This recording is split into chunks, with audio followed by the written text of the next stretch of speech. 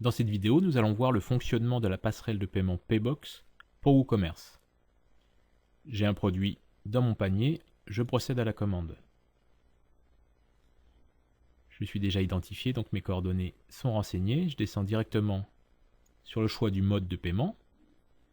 Donc nous avons le mode carte bancaire, le logo Paybox et son descriptif qui ont été définis dans les paramètres de la passerelle de paiement. Je commande.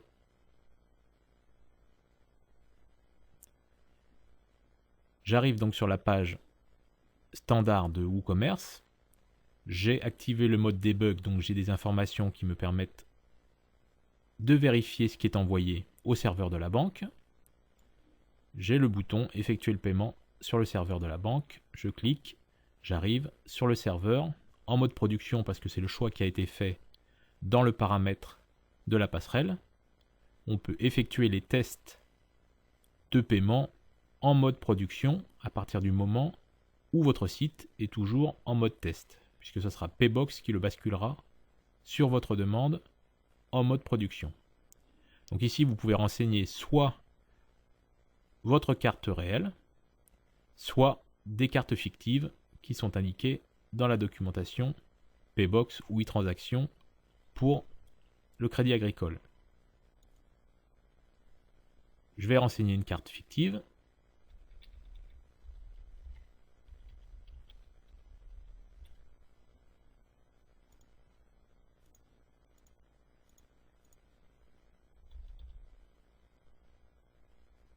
Je valide. Au bout de quelques secondes, j'arrive sur le ticket électronique qui sera envoyé aux commerçants et aux clients. Paiement réalisé avec succès. Avant de retourner sur la boutique, je vais vérifier que la commande a bien été prise en compte dans le back-office WooCommerce. La commande est bien présente et son statut est bien en cours, ce qui signifie qu'il y a eu un dialogue entre le serveur Paybox et WooCommerce avant même que le client ne soit retourné sur le site commerçant. Ce qui est essentiel puisque rien n'oblige en fait le client à revenir après son paiement sur le site. Donc il faut s'assurer que la relation entre Paybox et WooCommerce fonctionne correctement.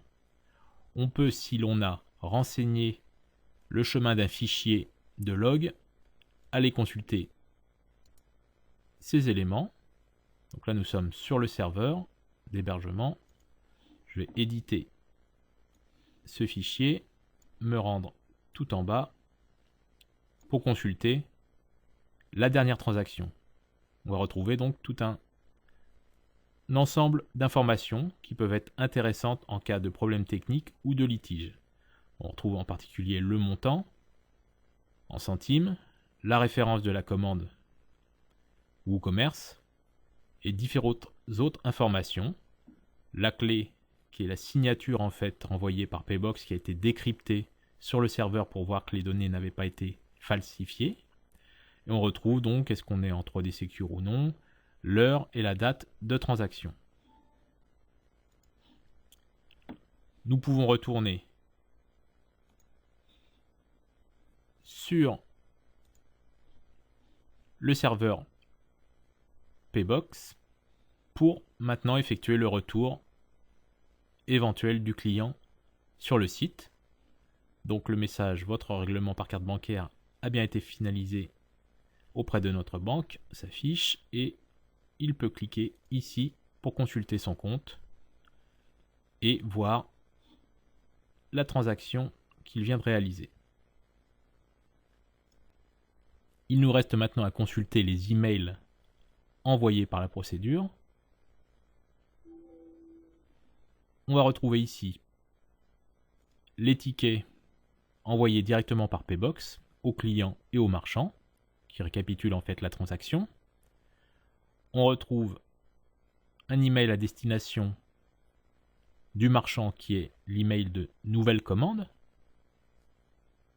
ainsi que le reçu de commande pour le client, lui indiquant la prise en compte de sa commande, et la note ajoutée pour préciser que le paiement par carte bancaire Paybox est confirmé. Ainsi se termine cette présentation du fonctionnement de la passerelle de paiement Paybox pour WooCommerce.